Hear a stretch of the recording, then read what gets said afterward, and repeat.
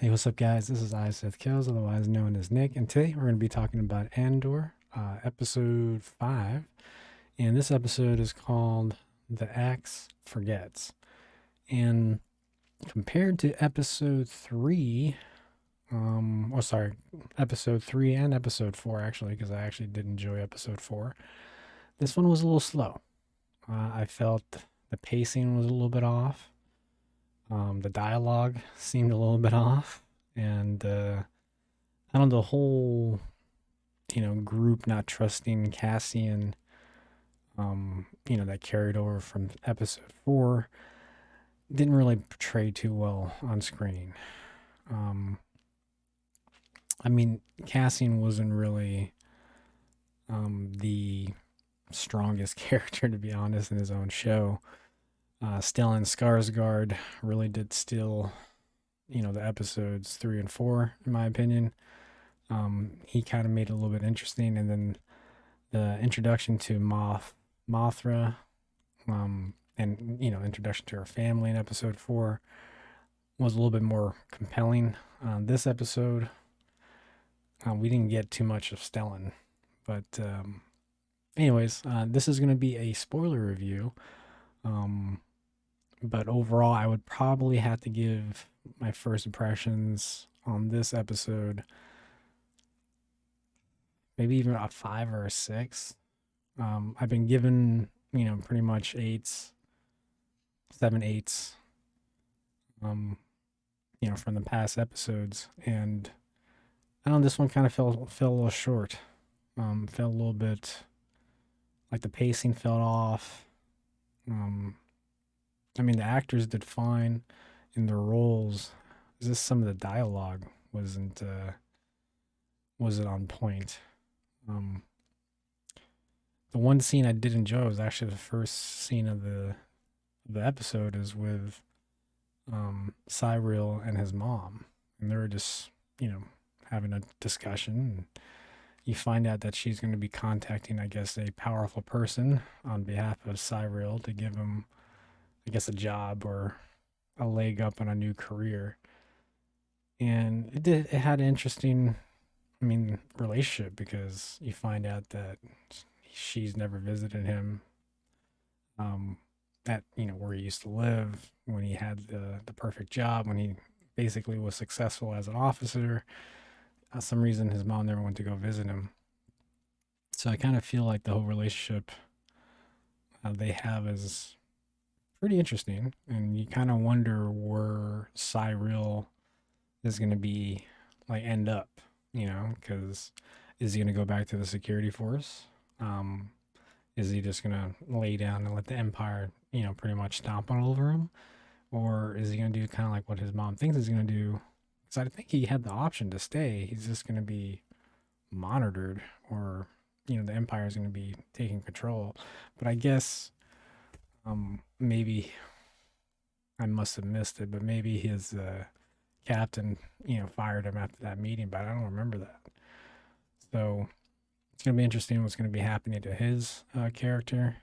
And then also Mon Mothra, she's, very likable as a character just because she's kind of working covertly, under the radar, trying to start a rebellion with Luthen's character, um, trying to raise funding, trying to raise soldiers, trying to basically fight the Empire.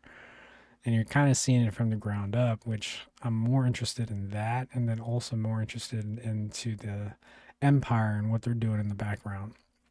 We did get a little bit of the Empire this episode, following the Deidre Marrow character, and she's kind of unsure with herself on this episode. She's kind of doubting that her hunch is right, and one of the characters in the scene is kind of giving her positive reinforcement, basically, and kind of letting her know that her suspicions sound plausible.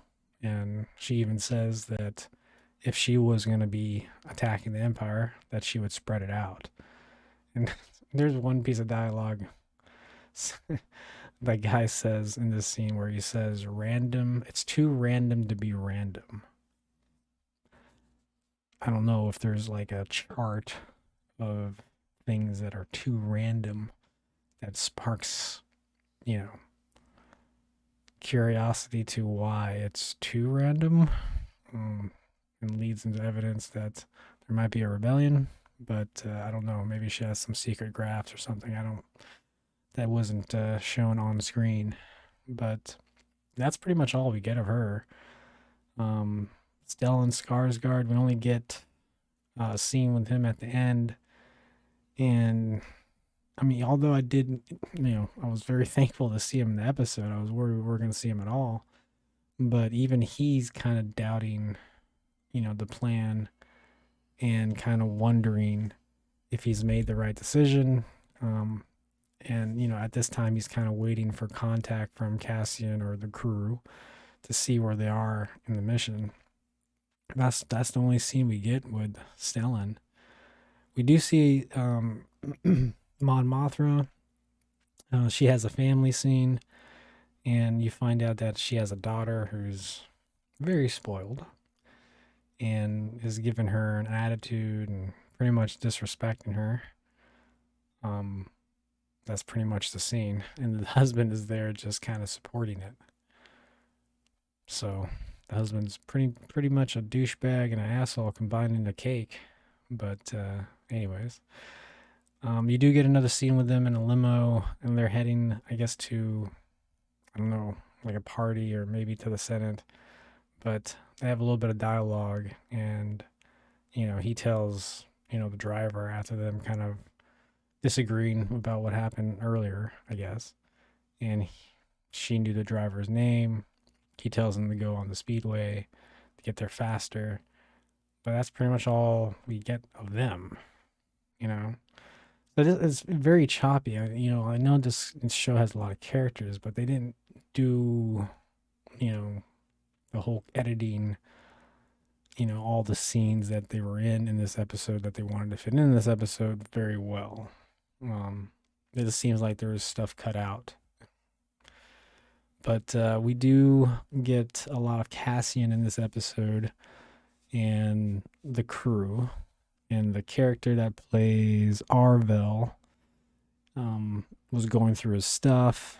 He finds out, because he has a shirt off. He has like this tattoo that Cassian kind of recognizes, and, he recognizes that he recognizes it.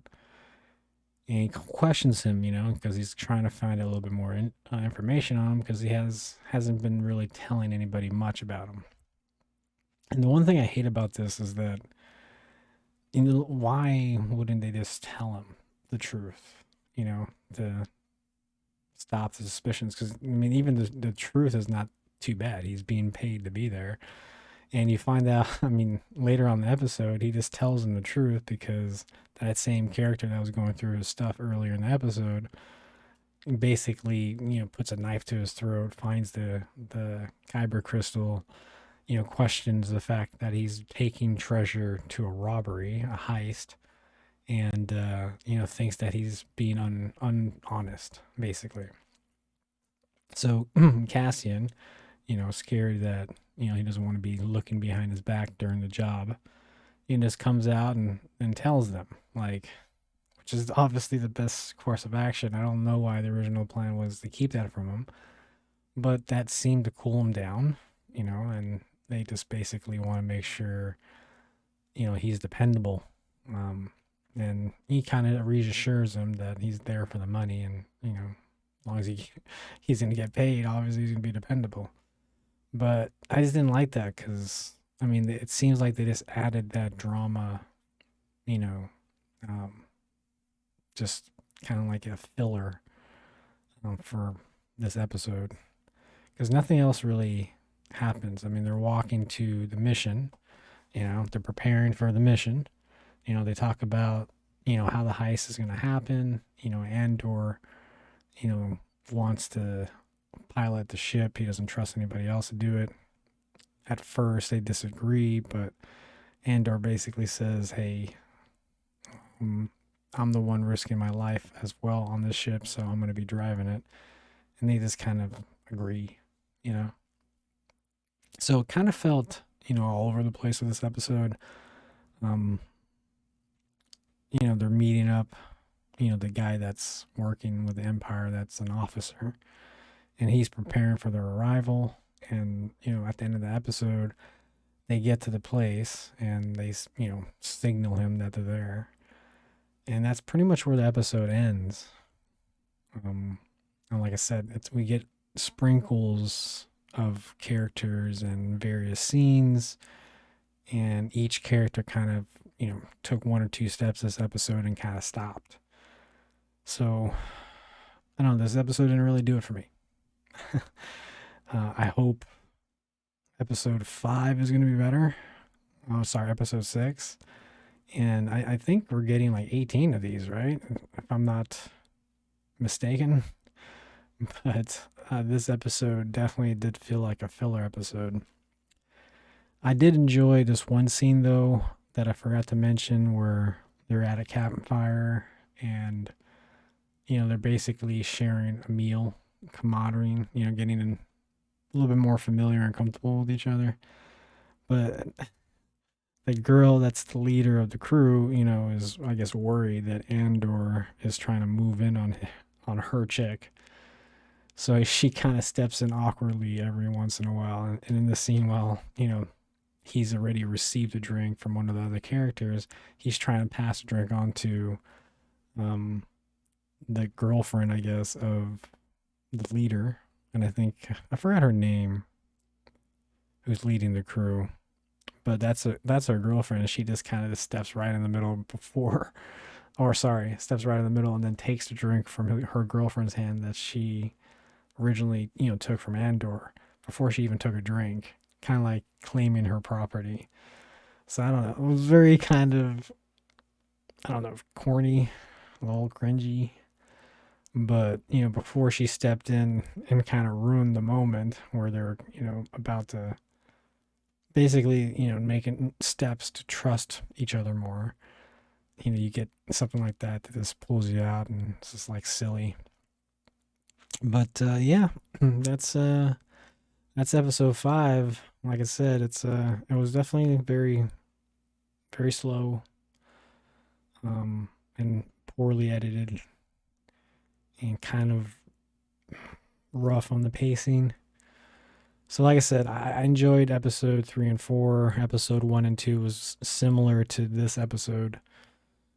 So crossing our fingers, hopefully we get a decent episode next episode. I'll show a little bit of the heist. But yeah. Anyways, guys, that is my opinions on episode 5. If you guys did enjoy this video, please hit that like and subscribe button, and I'll catch you on the next one.